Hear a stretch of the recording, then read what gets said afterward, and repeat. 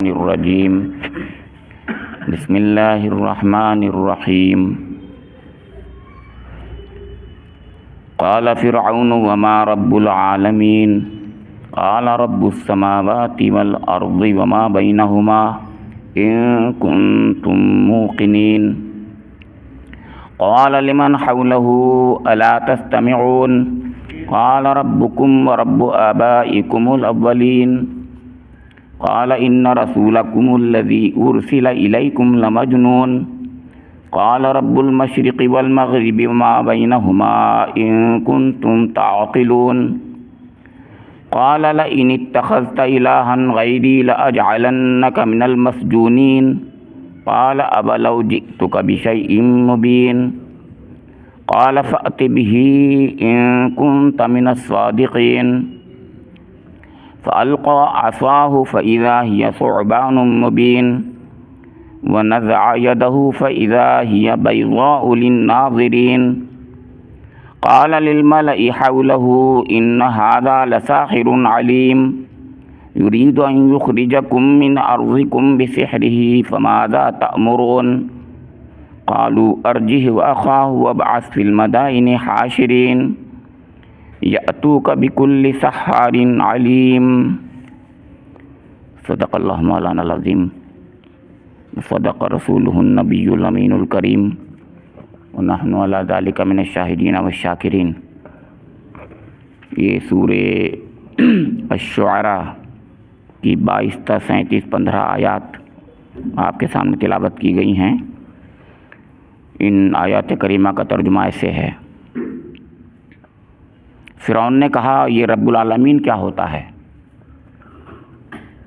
موسیٰ نے جواب دیا آسمانوں اور زمین کا رب اور ان سب چیزوں کا رب جو زمین اور آسمان کے درمیان میں ہیں، اگر تم یقین لانے والے ہو۔ فرعون نے اپنے گرد و پیش کے لوگوں سے کہا سنتے ہو؟ موسیٰ نے کہا تمہارا رب بھی اور تمہارے ان آباء و اجداد کا رب بھی جو گزر چکے ہیں۔ فرعون نے حاضرین سے کہا تمہارے یہ رسول صاحب جو تمہاری طرف بھیجے گئے ہیں بالکل ہی پاگل معلوم ہوتے ہیں۔ موسیٰ نے کہا مشرق و مغرب اور جو کچھ ان کے درمیان ہے سب کا رب، اگر آپ لوگ کچھ عقل رکھتے ہیں۔ فرعون نے کہا اگر تو نے میرے سوا کسی اور کو معبود مانا تو تجھے بھی ان لوگوں میں شامل کر دوں گا جو قید خانوں میں پڑے سڑ رہے ہیں۔ موسیٰ نے کہا اگرچہ میں لے آؤں تیرے سامنے ایک صریح چیز بھی۔ فرعون نے کہا اچھا تو لیا اگر تو سچا ہے۔ اس کی زبان سے یہ بات نکلتے ہی موسیٰ نے اپنا عصا پھینکا اور یکایک وہ ایک صریح اژدہا تھا۔ پھر اس نے اپنا ہاتھ بغل سے کھینچا اور وہ سب دیکھنے والوں کے سامنے چمک رہا تھا۔ فرعون اپنے گرد و پیش کے سرداروں سے بولا یہ شخص یقیناً ایک ماہر جادوگر ہے، چاہتا ہے کہ اپنے جادو کے زور سے تم کو تمہارے ملک سے نکال دے۔ اب بتاؤ تم کیا حکم دیتے ہو؟ انہوں نے کہا اسے اور اس کے بھائی کو روک لیجئے اور شہروں میں ہرکارے بھیج دیجئے کہ ہر سیانے جادوگر کو آپ کے پاس لے آئیں۔ یہ حضرت موسیٰ علیہ السلام اور فرعون کے درمیان مکالمہ اور آرگیومنٹس، دلیلیں موسیٰ علیہ السلام کی اللہ تعالیٰ نے اپنے کلام میں جو سورہ شعراء میں نازل فرمائی ہیں آپ کے سامنے رکھی جا رہی ہیں۔ ان میں سے 3 آیات کا درس گزشتہ ہفتے ہو چکا ہے، لیکن کیونکہ سوال پتہ نہیں چلتا، یاد نہیں رہتا ہے، اس لیے میں نے وہ 3 آیات پڑھ دی ہیں۔ سوال یہ تھا کہ وہ آخر کیا سوال تھا جس کا جواب آج دیتے وہ، یعنی وہ کہ وہ یہ کہتے کہ وہ رب ہے، مشرق و مغرب کا رب ہے، یہاں سے بات شروع ہوتی، لیکن اس سے پہلے وہ 2 بات اور بھی کہہ چکے تھے، اور اس سے پہلے سوال جو ہے وہ یہ کر رہا ہے کہ وما رب العالمین کیا ہوتا ہے؟ ایک بیوقوفی کا سوال اس نے کیا تھا۔ لیکن ایک بات میں بتا دوں آپ کو، یہاں سے ایک بات شروع کرتا ہوں موسیٰ علیہ السلام کو اللہ تعالیٰ نے جب نبوت اور رسالت دے کر فرعون کے پاس بھیجا تو ایک ایک بات بتا دی، ایک ایک رہنمائی کر دی تھی. اسے رہنمائی کہتے ہیں، اسے ہدایت کہتے ہیں. جیسے ہمیں اللہ رب کریم ہر وقت ہر گھڑی ہدایت کرتا ہے، شہد کی مکھی کو ہدایت کرتا ہے، سب کو ہدایت کرتا ہے، ہر گھڑی وہی کرتا رہتا ہے، وہ الگ الگ شکلوں کی وحی ہوتی ہے. تو رسولوں کی وحی تو سب سے بڑی ہوتی ہے اور ان کو پورے طریقے سے لیس کرتا ہے، ان کو تیار کر کے پور بھیجتا ہے. تو دیکھیے سوال ان سے یہ کہا تھا کہ اے موسیٰ تم جاؤ، اور دونوں سے کہا تھا، موسیٰ اور ہارون علیہ السلام دونوں سے، تم دونوں جاؤ اور جا کر یہ کہو ہم اللہ کے رسول ہیں. یہ نہیں کہا اللہ کے رسول ہیں، رب العالمین کے فرستادہ ہیں. اس پہ غور کیجئے ذرا، کیا کہا؟ رب العالمین کے فرستادہ ہیں. یہ رب العالمین کیوں کہا معلوم ہے آپ کو؟ اس لیے کہ وہ اپنے کو رب کہتا تھا. یہی تھی چیز، سب سے بنیادی چیز یہی غلطی تھی، یہی سب سے بڑا گناہ تھا، یہی اس کا جرم تھا. اسی کے لیے اللہ رب کریم نے اس کے پاس، اس سرکش بادشاہ کے پاس بھیجا ایک اپنے رسول کو، صرف اس وجہ سے کہ اس کی اصلاح کر دے. رسول اس کی اصلاح کر دے. اسی لیے سورہ نازعات میں بڑے پیارے انداز میں کہا ہے کہ بہت نرمی سے کہنا اس سے. اور ایک جگہ اور کہا ہے لین لعلہ، کہ بہت نرم خوئی سے بات کرنا. سوچئے صاحب کیا بات ہے. لیکن اصلی بات بتا دینا کہ رب تو نہیں ہے، رب تو رب العالمین ہوتا ہے. اب انہوں نے جب یہ کہا تو پہلے تو اس نے گھمایا، اس سے پہلے آ چکا ہے. کیا کیا گھمایا اس نے کہ یہ تھا اور وہ تھا، تم ہمارے یہاں تھے اور تم نے یہ کیا اور جرم کر کے بھاگ گئے تھے تم، تو یہ تھا اور وہ تھا، نہیں گھما دیا اس نے. آخر میں کیونکہ موسیٰ علیہ السلام اس کو ہر طریقے سے اپنے اس پہ لیے ہوئے تھے، پورے طریقے سے انہوں نے جو ہے اس کو ایک طریقے سے وہ کر دیا تھا، میسمرائز کر دیا تھا موسیٰ علیہ السلام نے. یہ بتا رہے ہیں آپ کو، سب مفسرین کہہ رہے ہیں اور آگے پتہ چلے گا آپ کو کہ میسمرائز کر دیا تھا اس کو.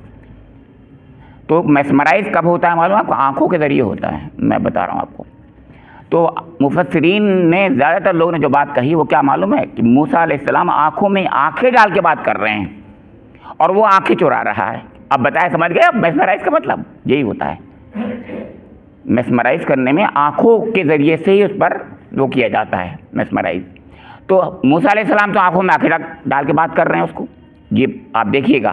اور وہ آنکھیں چرائے گا اور چراتا رہے گا، وہ سامنے بات نہیں کرے گا، گھبرایا ہوا ہے. اب دیکھیے تو جب وہ ادھر ادھر سے بات کرنے لگا اور آخر کار موسیٰ علیہ السلام ہر طریقے سے گویا اس پر چھا گئے، تو آخر میں پوچھتا کون ہے رب العالمین؟ یہ اس نے آخر میں سوال کر دیا، کیونکہ اس سے مفر نہیں تھا اس کے لیے. موسیٰ علیہ السلام تو گئے اس لیے ہی تھے، تو مفر نہیں تھا تو اس نے پوچھ ہی لیا کہ وما. یہ بہت ہی تحقیر آمیز بات ہے. آپ سوچئے، من نہیں کہا، ماں کہا. من میں اور ماں میں فرق یہ ہوتا ہے کہ ماہیت رب العالمین، ماہیت تو کوئی بتا ہی نہیں سکتا رب العالمین کی، من کو بتائے گا. من کون ہے، ماں کا مطلب کیا ہے، کیسا ہے. جیسے کہ حضور نبی اکرم سے پوچھا تھا کہ آپ کا رب خدا جس کا آپ کہتے ہیں وہ لوہے کا، چاندی کا، سونے کا، کس چیز کا ہے؟ تو ماں کہا تھا انہوں نے بھی. تو ماں کے معنی یہ ہوتے ہیں جیسے بت بناتے ہیں لوگ، ایسے ہی کوئی خدا ہوتا ہے، ایسی چیزیں ہوتی ہیں لوگ پوج لیتے ہیں. یہ بات کہی ہے. تو یہاں پر اس لیے ماں کہہ رہا ہے، وہ تحقیر بھی ہے اس کے اندر، وہ تحقیر بھی کرنا چاہتا ہے رب العالمین کی. اور دنیا کے سامنے جو عقیدہ ہوتا ہے مشرکوں کا کہ یہ پتھر اور مختلف قسم کی چیزیں ہوتی ہیں ان کو پوج لیتے ہیں لوگ، تو گویا اسی طریقے کی کوئی چیز ہے. موسیٰ علیہ السلام کا رب بھی ایسے ہی ہوگا، نعوذ باللہ نعوذ باللہ. اب انہوں نے جواب دیا ہے، جو 3 جواب دیے ہیں دیکھیے آپ. تو ان میں 2 جواب پہلے آ چکے ہیں، وہ بار بار گھما گھما کے بات کرتا ہے. تیسرا جواب آج ہوگا، لیکن پہلے وہ دونوں جواب بھی بتا دیتا ہوں. اسی لیے میں نے آج 22ویں آیت سے 23ویں آیت سے بات شروع کی ہے. تو وما رب العالمین، یہ 23ویں آیت تھی. کون ہے رب العالمین؟ تو موسیٰ علیہ السلام نے پہلا جو جواب دیا وہ یہ کہا رب السماوات والارض وما بینہما ان کنتم موقنین. وہ آسمانوں اور زمین کا رب ہے، پالن ہار ہے، پروردگار ہے.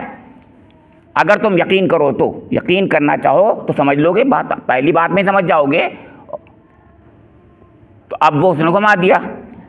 تو قالا لمن حولہ، اللہ دیکھیے لمن حولہ اپنے ارد گرد کے لوگوں درباریوں کی طرف کیوں کہا؟ وہ تو آنکھوں میں آنکھیں ڈال کے بات کرتا نا.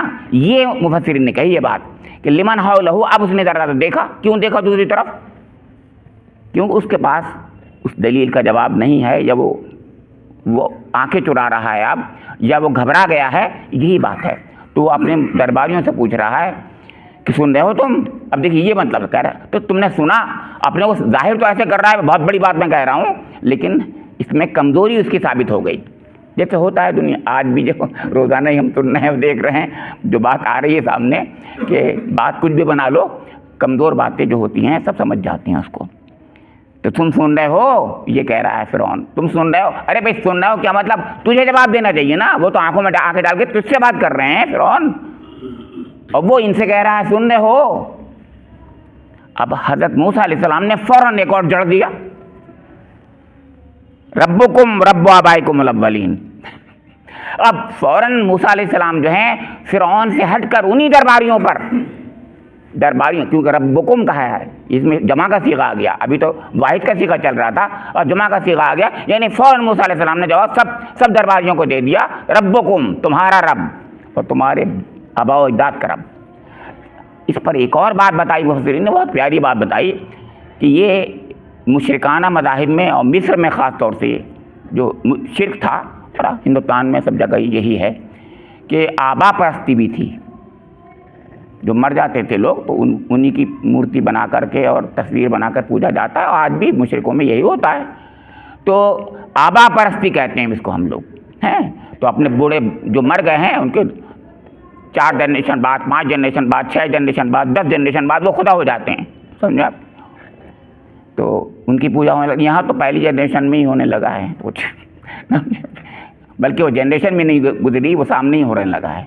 تو بہرحال تو مرے بھی نہیں ہیں تو پہلے ہی سے خدا بن جاتے ہیں لوگ یہاں آج کل. تو وہ تو مرنے کے بعد بنتے تھے. فرمایا تو موسیٰ علیہ السلام نے اس کا جواب دے دیا کہ ربکم تمہارا رب، اور رب آبائکم تمہارے آبا کا رب. میں جس رب کی بات کر رہا ہوں وہ تمہارا ہی رب نہیں ہے، تمہارا بھی رب ہے، اور تمہارے آباء و اجداد کا جن کو تم خدا سمجھتے ہو ان کا بھی رب ہے. اور تیسری بات بھی کہہ دی، وما بینہما، ان کے درمیان میں جو کچھ بھی ہے، یعنی یہ فرعون، یہ نہیں کہا فرعون، یہ فرعون جو بنا ہوا رب ہے، یہ بھی ان کا بھی رب. کہ ان کے درمیان میں کون ہوگا؟ زمین اور آسمان کے درمیان میں جو زمین والے ہیں، اور زمین والوں میں سب سے بڑا کون رب بنا ہوا تھا؟ فرعون.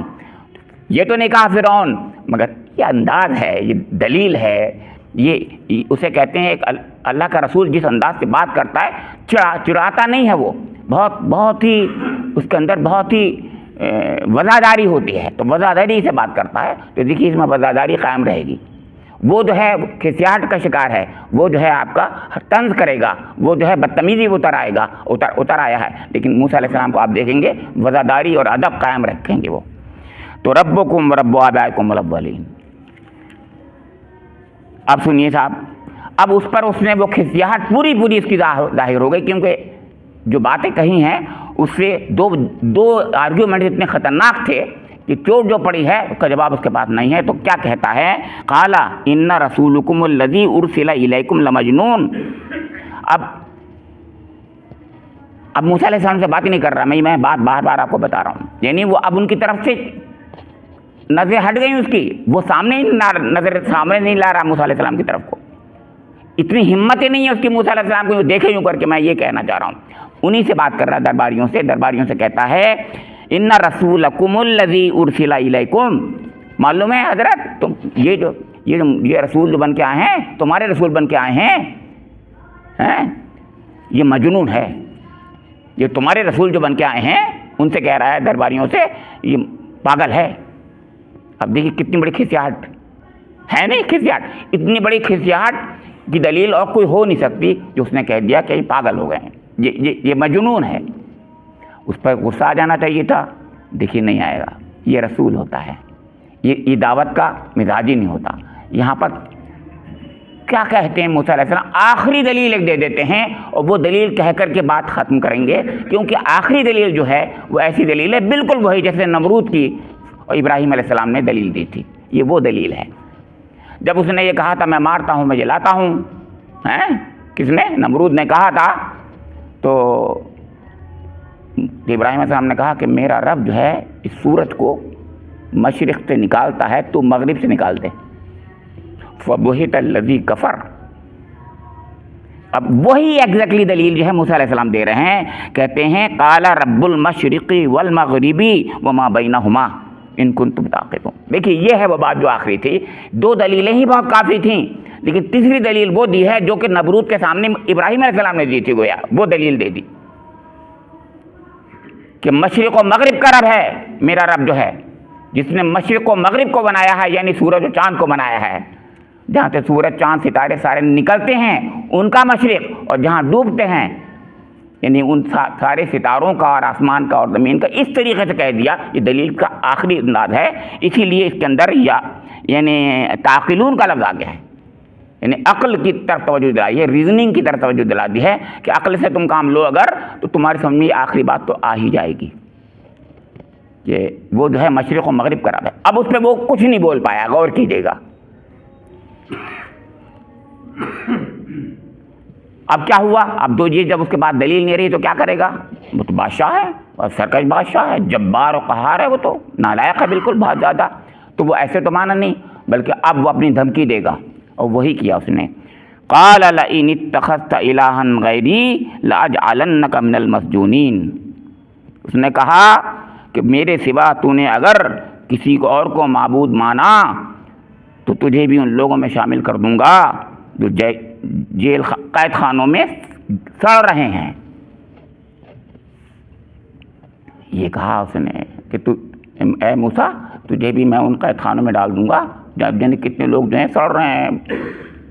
ہم بھول چکے ہیں ان کو کب سے پڑے میں. وہ مطلب یہ کہنے کا یہ تھا تجھے بھی ڈال دوں گا. یہ بڑی دھمکی دی ڈرانے کے لیے، بہت بڑی، گھبرانے کے لیے موسیٰ علیہ السلام کو، کیونکہ خود گھبرایا ہوا تھا ریئیکشن میں. تو موسیٰ علیہ السلام کو گھبرانے کے لیے، ڈرانے کے لیے اس نے آخری دھمکی دے دی. اور کوئی دلیل اس کے پاس نہیں ہے، ورنہ دلیل ہوتی تو کچھ بات کہتا. اب اس پر غور کیجئے کہ موسیٰ علیہ السلام بالکل ٹھنڈے طور سے ایک بات کہہ رہے ہیں. قال اولو جئتک بشیء مبین. اچھا ٹھیک ہے تم جیل میں ڈالو گے ڈال دینا، لیکن ایک بات میں کہہ رہا ہوں. یہ انداز ہے وزاداری سے میں کہتا ہوں، بہت تواضع کے انداز میں، ادب کے انداز میں جو بات کہی جاتی ہے، بہترین انداز میں کہ اچھا ٹھیک ہے وہ تو تم ڈال دینا، وہ کوئی مسئلہ نہیں ہے میرے لیے، لیکن کیا میں کوئی اپنی نبوت کی دلیل اور دے دوں اگر کھلی ہوئی دلیل تو بھی تم مان لو گے کہ نہیں مانو گے؟ اب ایسی بات کہہ دی موسیٰ علیہ السلام نے. اب کیا کہہ سکتا ہے وہ، کیونکہ سارے کے سارے درباری ہیں، بھرے دربار میں بات ہو رہی ہے یہ. تو ایسے ویسے یہ تو ہوتا ہے کہ آنکھوں کا بھی تو کچھ وہ کیا جاتا ہے، تھوڑا سا وہاں کچھ اور کہہ دیتا ہے، پکڑو ان کو ڈال دو. لیکن وہ تو اللہ تعالیٰ نے پہلے ہی کہہ دیتا ہے ہم آپ کی حفاظت کر رہے ہیں. کہہ بھی نہیں سکتا تھا، وہ تو سوال ہی پیدا نہیں ہوتا. اللہ تعالیٰ اوپر سے ان پر، یعنی جیسے میں ایک بات بتا دوں، ہر رسول کو اللہ تعالیٰ روب دیا. یہ بات بتا دوں آپ، یہ حضور نے فرمایا، حدیث ہے، ہر رسول کو روب دیا، اور مجھے جو روب دیا ایسا روب کسی کو نہیں دیا. حضور نے فرمایا ہر رسول کو اللہ تعالیٰ روب دیتا ہے. اسی وجہ سے تو بھائی اتنا بڑا بادشاہ کے سامنے ایک غلام قوم کا ایک فرد جو ہے وہ آنکھوں میں آنکھیں ڈال کے بات کر رہا ہے، سوچ رہے ہیں آپ. تو یہ روب ہی تو تھا ان کا، روب تھا یہ. اللہ تعالیٰ کی طرف سے ہیبت اور روب اللہ تعالیٰ انبیاء کرام کو دیتا ہے، خاص دیتا ہے. رسالت ایک الگ چیز ہوتی ہے، میں کہنا ہی چاہ رہا ہوں، رسالت ایک الگ چیز ہوتی ہے. اس کے کتنے پیرائے ہوتے ہیں، ان کا ایک پیرایا روب کا ہوتا ہے. پیرایا فرمایا کہ قال اولو جئتک بشیء مبین، کھلی ہوئی کوئی ظاہری کوئی چیز ایسی دکھا دوں، کوئی ایسی دلیل دکھا دوں تو بھی اولو تو مانے گا کہ نہیں مانے گا، یہ مطلب تھا. قال فأت به ان كنت من الصادقین. لے آؤ اگر تم سچے ہو تو لے آؤ، دکھاؤ کیا ہے. اب یہاں پر وہ کہہ سکتا تھا نہیں، لیکن اس کو اللہ تعالیٰ جو ہے ان کو کمانڈ تو اللہ کی چل رہی نا اوپر سے. وہ پھنس کے آ رہا ہے، کیا ہوتا ہے گھر کے آئے گا نا، گھر تو اللہ تعالیٰ رہا ہے نا اس کو، تو زبان سے وہی بات نکالے گا نا جو اللہ تعالیٰ کہے گا. بادشاہ وقت کو کوئی بھی ہو، اب اللہ تعالیٰ نے اس کے دل میں جو بات ڈالی وہ پھنس گیا اس کے اندر، اور مزید پھنسا اور ذلیل ہی ہوتا جا رہا لگاتار. اب یہاں وہ پھنس رہا ہے. کل ٹھیک ہے لاؤ، کیا لاتے ہو تم دلیل کوئی اپنی کوئی؟ فَأَلْقَىٰ عَصَاهُ فَإِذَا هِيَ ثُعْبَانٌ مُّبِينٌ، تو فوراً حضرت موسیٰ علیہ السلام نے اپنا عصا ڈال دیا۔ جو بتا رہا ہے امیڈیٹ اس کا رسپانس ہے، جیسے اس نے کہا۔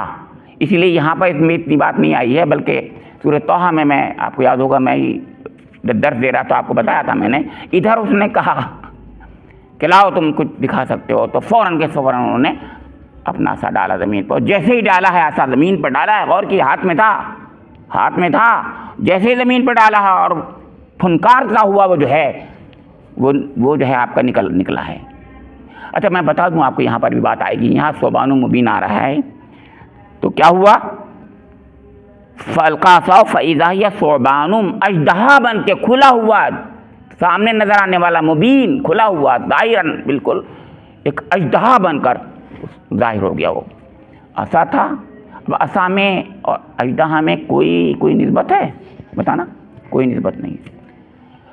جب موسیٰ علیہ السلام کو پہلی بار اللہ تعالیٰ نے یہی معجزہ دکھایا تھا تو زیادہ نہ گھبرائیں، اس لیے اس لاٹھی کو، اس لاٹھی کی موٹائی کا سانپ دکھایا تھا بنا کر کے۔ سمجھنے کی کوشش کیجئے میری بات پر، سمجھ میں آ رہا ہے؟ یعنی اس میں تبدیل ماہیت تو ہو گئی، لیکن اس کے اندر زیادہ فرق نہیں پڑا۔ یعنی ایک عصا کی موٹائی کا ہی حیتن تسا بنا، ایک پتلے سانپ کو ہی کہتے ہیں، جیسے عصا تھا ان کا اتنا ہی، ایسا ہی تھا، ایسے ہی بنا۔ لیکن یہاں کیا ہو گیا؟ یہاں ہر چیز بدل گئی۔ یعنی لاٹھی جو ہے وہ نہ صرف یہ کہ سانپ بنی، بلکہ سانپ نہیں، اژدہا بن گیا وہ۔ اب اژدہا بن کر کے، اور پھر یہ بتاتے ہیں کہ اژدہا ایسا نہیں تھا وہ، بلکہ قرآن نے کیونکہ ایک جگہ پر اس کو یہ کہا ہے کہ وہ جان بھی تھا، جانوں، تو جان کہتے ہیں بہت تیز چلنے والا سانپ۔ تو مفسرین یہ کہتے ہیں، اور یہی ہوا ہوگا، قرآن جب بات کہتا ہے اور سب کو اس کو لگائیے کہ بہت تیز سانپ، بہت بڑا اور موٹا سانپ، بہت ہی خطرناک سانپ بن کر کے فرعون کے سر کے اوپر آ کے کھڑا ہو گیا۔ میں نے آپ کو یاد ہوگا کہ میں نے سورہ طٰہٰ کے اس میں بتایا تھا کہ اتنی تیزی سے وہ بڑھا اور اتنی خطرناک طریقے سے پورا کا پورا اس کے سر پہ آ کے کھڑا ہو گیا کہ گھبرا گیا وہ، اور وہاں کچھ نہیں کہہ پایا۔ سورہ طٰہٰ میں بتا چکا ہوں میں آپ کو، فوراً کہا منہ سے ہٹاؤ، اس کو ہٹاؤ، یہاں سے ہٹاؤ، اور ہاں بتاؤ کیا کر رہا ہوں۔ یعنی اتنا گھبرایا تھا وہاں پر، یہ بات تھی وہاں پر، یعنی اس کی دہشت۔ حالانکہ پورے دربار میں سب لوگ بیٹھے ہیں اور اپنے کو جھوٹا بھی تو آدمی وہ کرتا ہے، بادشاہ تو کرنا پڑتا ہے سب کچھ چیزیں اپنے کو، سمجھے آپ کے، بناتا ہے، ڈرامہ کرتا ہے، ڈراماٹائز، لیکن کر نہیں پایا وہ، ایک دم اچانک سامنے جیسے آیا، گھبرا گیا وہاں پر۔ تو گھبراہٹ کا ذکر یہاں نہیں کیا جا رہا ہے، لیکن یہ بتایا جا رہا ہے کہ وہ اژدہا بن گیا، یعنی موٹا سانپ تھا، بہت خطرناک سانپ تھا۔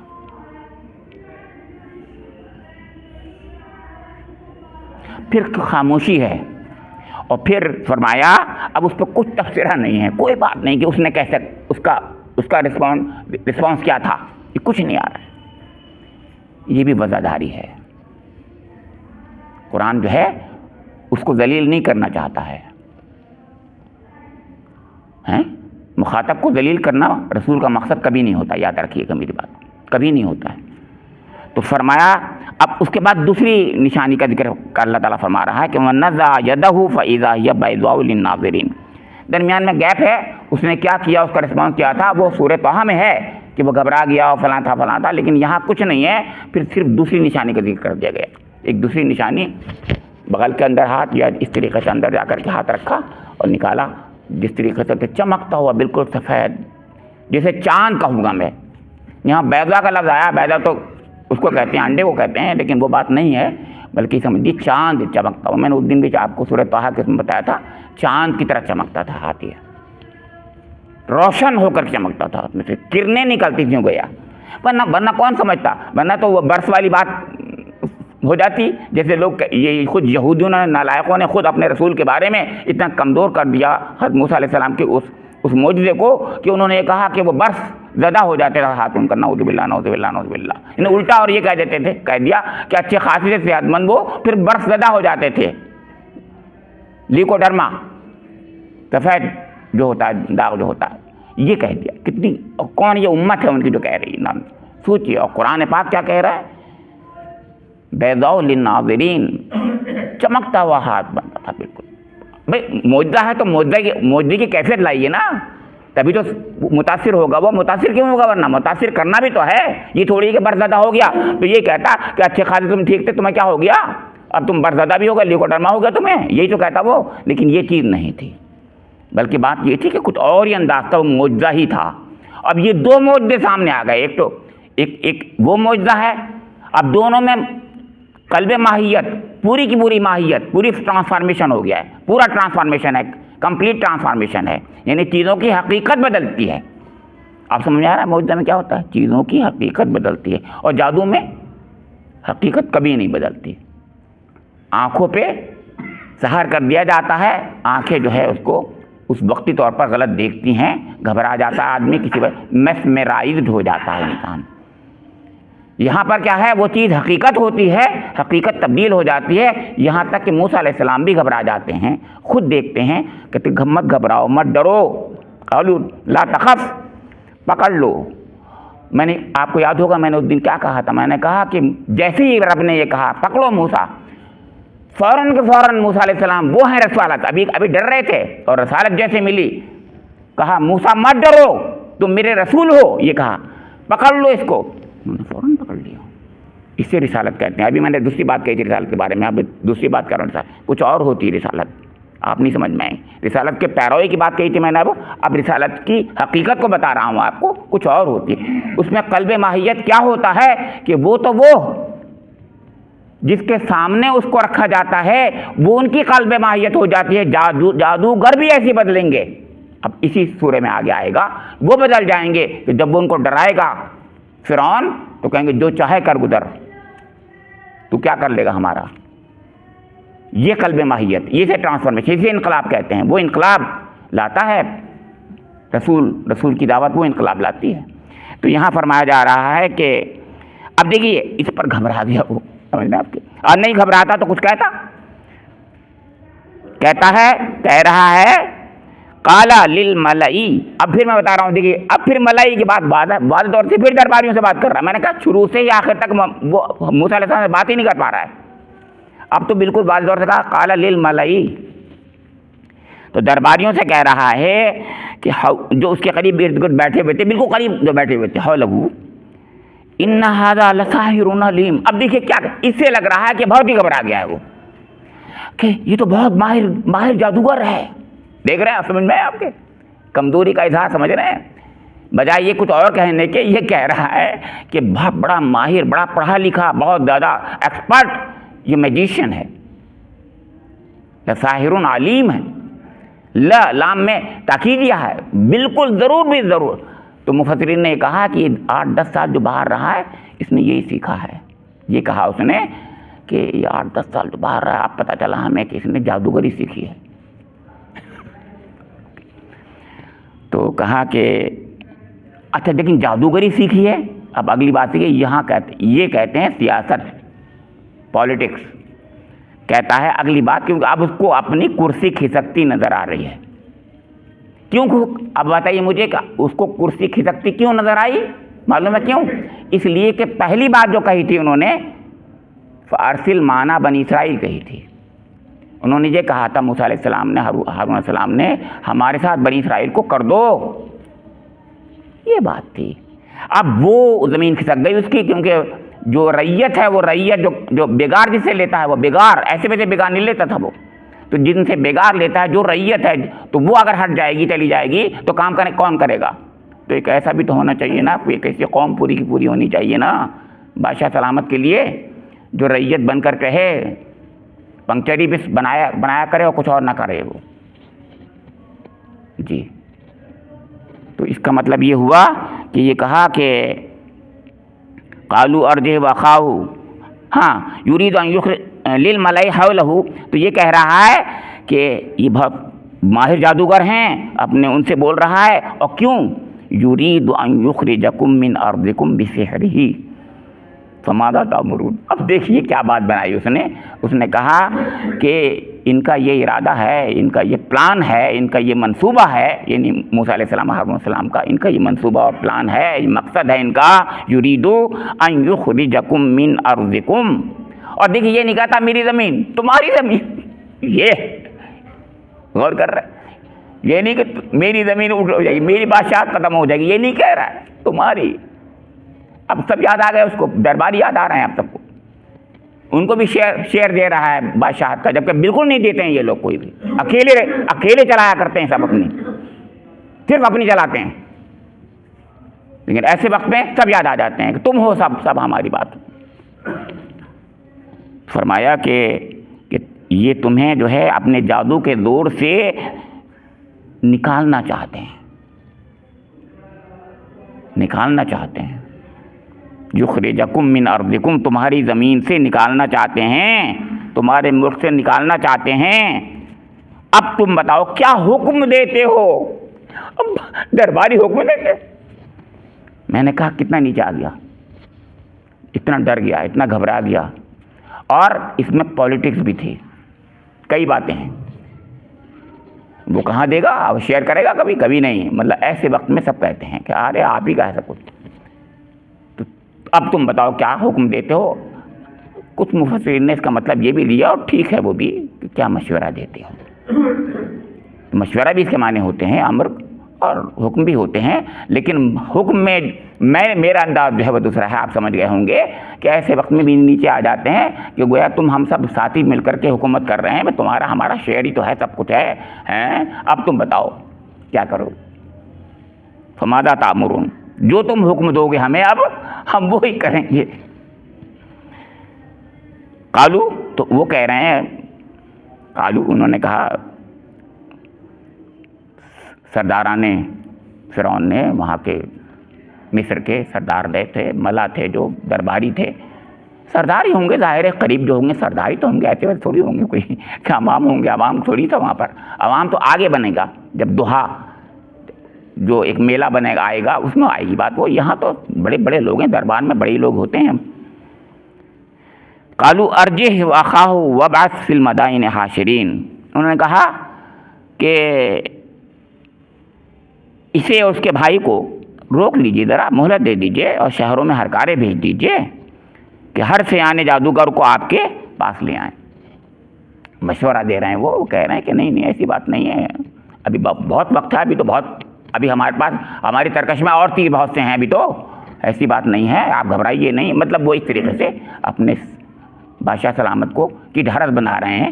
تو کہہ رہے ہیں کہ ایسا کریں کہ جتنے بڑے بڑے یاتوکا بکل سحار علیم، وہ تو ساحرین کا علیم کہا تھا، یہاں سحارین علیم کہتے ہیں وہ، یعنی سب سے بڑے ماہر جادوگروں کو بلوائیے. مدائن حاشرین، سارے کے سارے بڑے بڑے شہروں میں جو جتنی حکومت ہے اس حکومت کے بڑے شہروں میں بھیجیے نقیبوں کو اور ہرکاروں کو، اور وہ جا کر کے وہاں پر سب جگہ پر اپنی وہ بات پہنچائیں، ڈھنڈورا پیٹیں، مختلف طریقوں سے بتائیں اور کہیں کہ سب سے بڑا جادوگر یہاں پر جو ہے وہ آئے اور ہمارے بادشاہ سلامت بلانا چاہتے ہیں، اور ان کو بہت بڑا انعام ملے گا، بلکہ مصاحبت بھی ملے گی، بلکہ دربار میں جگہ بھی ملے گی، بلکہ اس سے بڑے بڑے پوزیشن ملیں گے. ایسی پوزیشن کبھی نہیں مل سکتی جو اب ملے گی. اور سب سے بڑے جادوگر سحارین علیم، یہ کہا. میں یہیں پر ختم کرتا ہوں، یہیں پر میری بات ہوئی.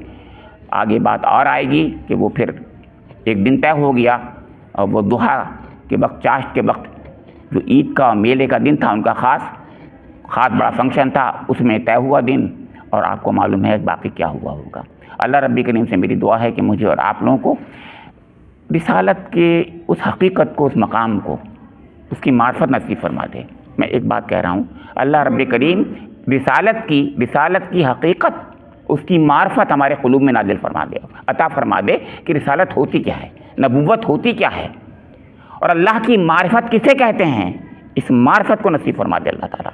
اور رب کریم میرے آپ کے دل میں اس کلام پاک کی معرفت اور اس پر ایمان، سچا ایمان اور پکا ایمان نصیب فرما دے. اور اللہ رب کریم نے جو کچھ فرمایا ہے اس پر سچا یقین اور پکا یقین عطا فرما دے. اللہ رب کریم میرے اور آپ کے گناہوں کو بخش دے, میری اور آپ کی آنکھوں کی ٹھنڈک اس قرآن پاک کو بنا دے, میرے آپ کے قلب کا نور بنا دے, میرے آپ کا قبر کا مونس بنا دے, میرے اور آپ قیامت میں میرے حق میں حجت کرنے والا اس کو بنا دے. ربنا تقبل منا انک انت السمیع العلیم تب علینا انک انت التواب الرحیم وآخر دعوانا ان الحمد للہ رب العالمین.